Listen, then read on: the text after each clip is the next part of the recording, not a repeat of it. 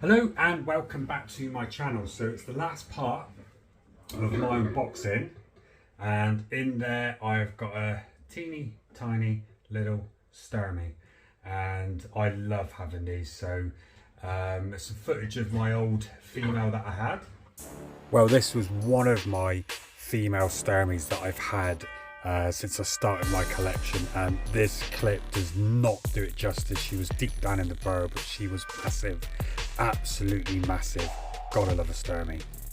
As you can see, she was an absolute stunner, so really happy to get another one of these, and they grow so fast. Sorry about the noise of my sink, but what I'm going to do is I'm going to rehouse this, not in a small enclosure, because I've noticed that you get them in the small ones, they eat well, they molt very quickly, and one molt is probably going to be too big for that. But I like giving mine space, because in the wild they'd be out in the open in a bigger enclosure. So I'm going to use something like this, which is massive, but you'll see I'll give it open space. And with the Stirmis, where I've had before with mine, they use that space. They go out and they walk around, and they actually use the space. Once they know they're comfortable with the parameters of where they're in, but I'll be able to get a good view in, and I can leave it in here, which will mean it would de-stress it. And what I've learned is when they get bigger, because they've not been handled too much or messed around with, they're a lot calmer. My Stirmis, two that I've had, have been very chilled, and I did it this way. You see my previous enclosures where I did the dual one, they were absolutely brilliant in the 45s. So I'm going to use something like this, so I'm just going to spruce it up, and then we'll put a tiny little Stirmi in, and hopefully it'll be alright. Right, so there we have it. So I've turned that enclosure around, and I think you'll agree that looks pretty good. But for a sling, yes, it's big.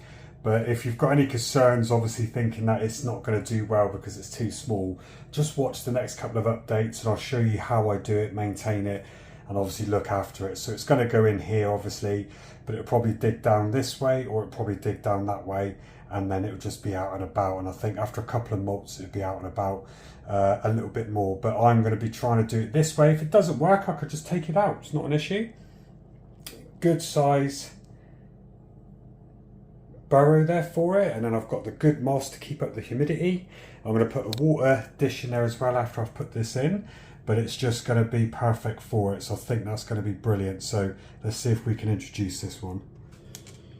Right, if I put a water dish in straight away, can go there. Let's fill that up, because these definitely need the humidity, these ones. And here it is. In there, good size, but still a sling. But it's just going to be interesting to see how well this one does in here. Let's get that off. Let's move that leaf. It's done some web already in there.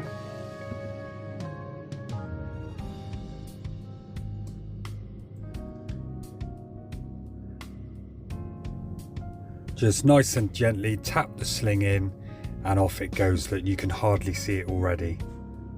Out he goes, and there you have it. So it's like, obviously it's quite small for it at the minute. Okay, it is absolutely beautiful.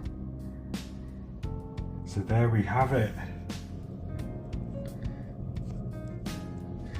Right, so if you look at it that way, that's just massive for it. You can see it just there. It's the size of the bottle cap already, and this is the large bottle cap.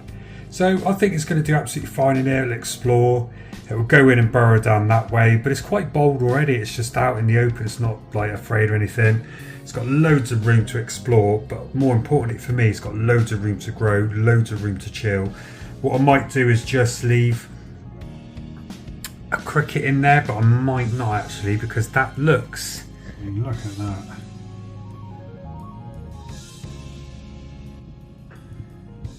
Ain't that stunning? Beautiful colour.